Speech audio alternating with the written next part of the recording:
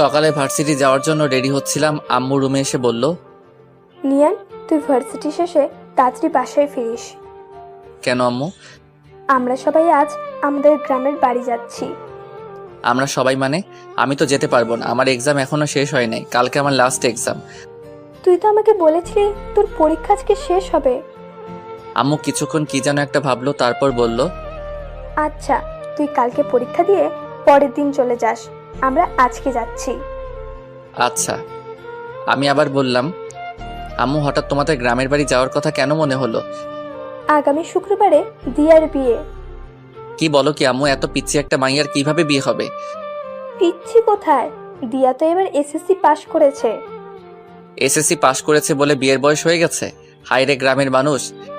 তোকে এসব নিয়ে ভাবতে হবে না, তুই শুধু ঠিক সময়ে পৌঁছে যাস। যা, এখন ভার্সিটি যা।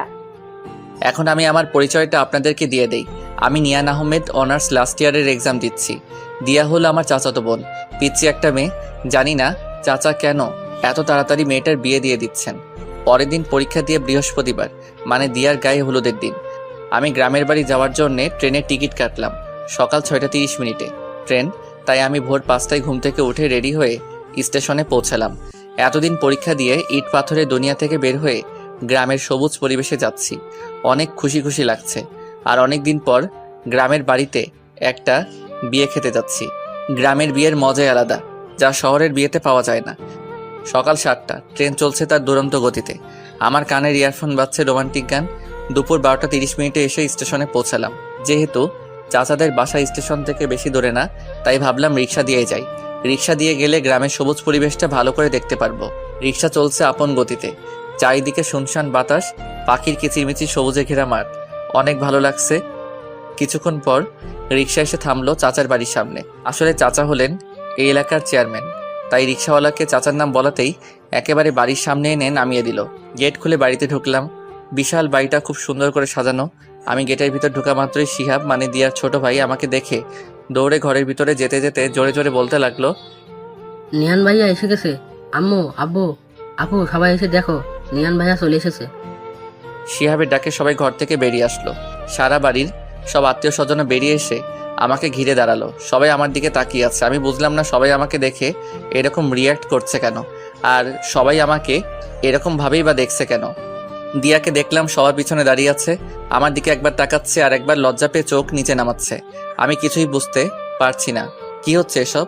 হঠাৎ চাচা বললেন, চলো তোমরা সবাই জামাই বাবাজিকে নিয়ে ঘরে যাই। জামাই বাবাজি মানে? চাচা জামাই বাবাজি কাকে বলছে? আমি আমার পেছনে তাকালাম, না, আমার পেছনে তো কেউ নাই। তাহলে চাচা কাকে জামাই বাবাজি বলল? আমি চিন্তায় পড়ে গেলাম।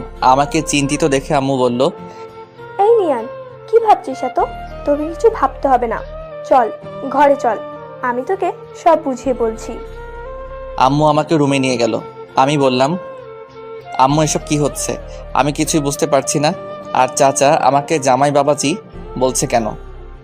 নিজের মেয়ের হবু স্বামীকে জামাই বাবাজি বলবে না তো কি বলবে? মানে আমি? তুই দিয়ার হবু বর, আগামীকাল তোদের বিয়ে। আম্মু, কি?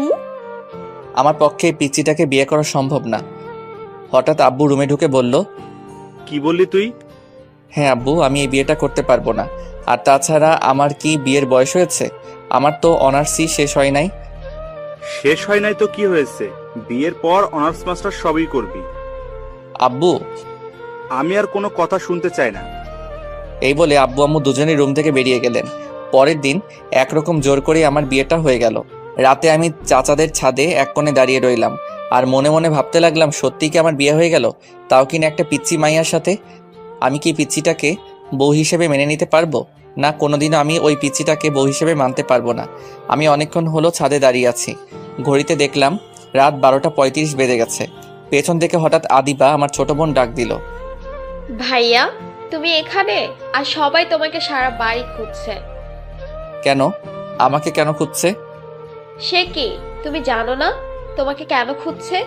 আজ না তোমার বাসর রাত, আর ভাবি সেই কখন থেকে তোমার জন্য অপেক্ষা করছে। আমি আদিবার সাথে নিচে নেমে আসলাম। আব্বু আমাকে দেখে রাগে কটমট করে এগিয়ে আসলো আমার দিকে। এসে আমার গালে ঠাস করে একটা চড় বসিয়ে দিলেন, তারপর বললেন, মেয়েটা তোর জন্য সেই কখন থেকে অপেক্ষা করে বসে আছে, আর তুই কি না? যা তাড়াতাড়ি ঘরে যা বলছি। আমার মাথায় অনেক রাগ উঠে গেল, তবে আব্বুর উপর না, ওই পিচ্চিটার উপর। ওই পিচ্চিটার কারণেই আব্বু আজ আমাকে মারলো। আমি রাগে ফুঁসতে ফুঁসতেই রুমে ঢুকলাম। দরজা খোলার আওয়াজ পেয়ে মেয়েটা দৌড়ে বেলকনি থেকে বেরিয়ে আসলো। এসেই মাথায় ঘুমটা দিয়ে বিছানাতে বসে পড়লো। আমি বিছানার দিকে এগিয়ে গেলাম। আমি বিছানার পাশে এসে দাঁড়াতেই মেয়েটা বিছানা থেকে নেমে আমার পা ধরে সালাম করতে লাগলো। পিচ্চিটা আমার পা ধরে সালাম করেই যাচ্ছে, ওঠার কোনো নামগন্ধ নাই। আমি ধমক দিয়ে বললাম,